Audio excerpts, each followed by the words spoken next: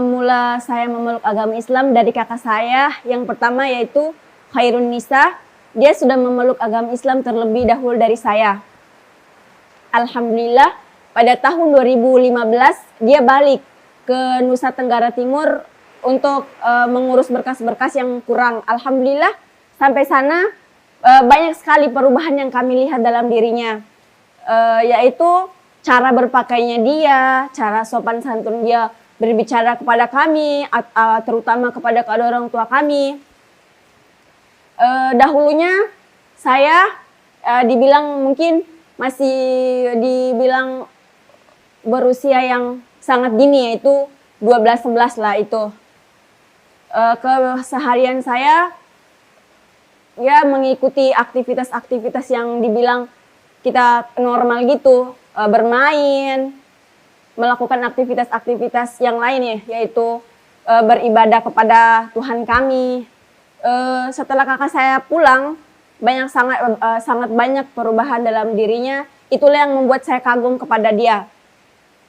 Setelah itu saya punya pemikiran, saya juga mau sama kakak seperti kakak saya. Cuman belum ada tertarik masuk agama Islam, itu belum ada sama sekali yang terpikir dalam otak saya ini. Setelah itu bertanya kepada saya, adik mau masuk Islam enggak?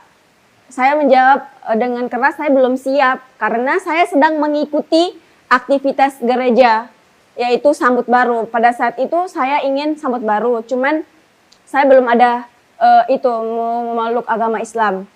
Pada saat itu saya ingin mengatakan kepada mama saya ingin memeluk agama Islam, cuman untuk ke situnya mama saya bilang jangan dulu karena kamu masih ikut aktivitas ini.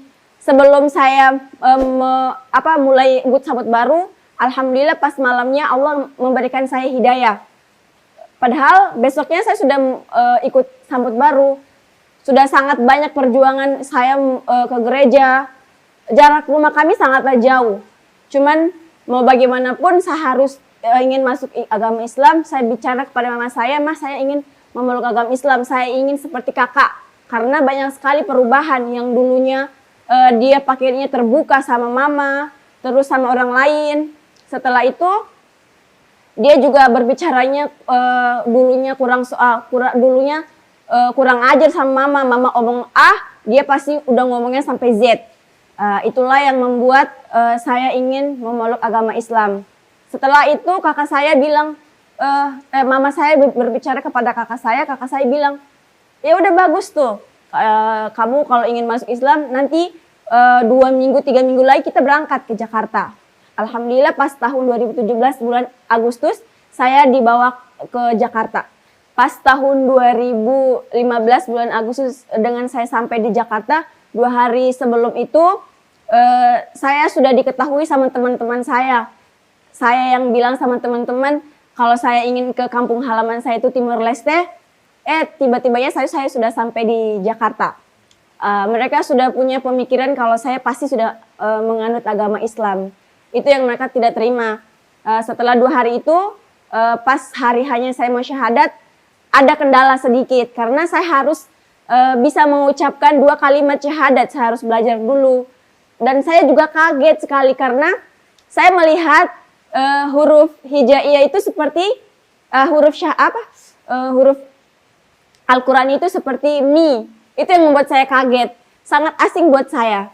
Setelah itu saya belajar, tapi belajarnya tidak langsung baca, tapi dikasih Latin.